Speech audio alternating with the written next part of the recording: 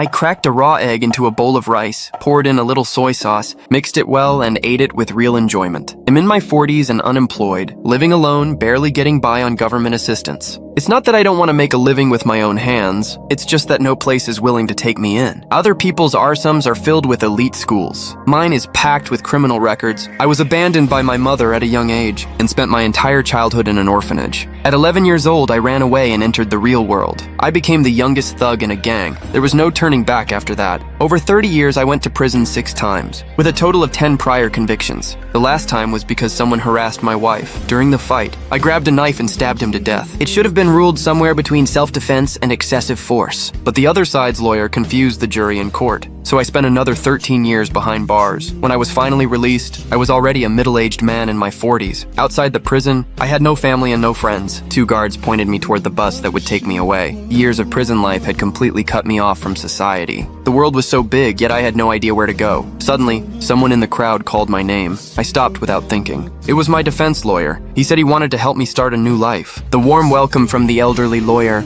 and his wife made my long-frozen heart feel a hint of warmth. That day, the lawyer took me to apply for social assistance. But because of my long criminal record, the staff showed obvious discrimination. Even though the lawyer fought hard for me, we eventually got the benefits, but my self-respect was completely shattered. As I fled in embarrassment, I accidentally fell. At the hospital, I was diagnosed with severe high blood pressure and a high risk of a heart attack. After being discharged, the lawyer helped me rent a small room. His wife even brought me a sewing machine, hoping I could make a living with my skills. But in reality, no factory was willing to give me work. Everywhere I went, I was rejected. One time, while shopping at a community supermarket, I had just stepped outside when the manager grabbed my sleeve. He was also the head of the neighborhood committee. He knew my past and suspected I had stolen something. I didn't explain myself. I silently emptied everything from my pockets. I kept going until I started to undo my belt. Only then did the manager realize he had wronged me. Despite the humiliation, I tried my hardest to hold back, not wanting to cause any more trouble. Not long after I left the store, the manager chased after me with a bag of food to apologize. He even insisted on carrying it back to my place. During our conversation, he learned I couldn't find a job anywhere. He immediately recommended a delivery driving job. I nodded and accepted the opportunity.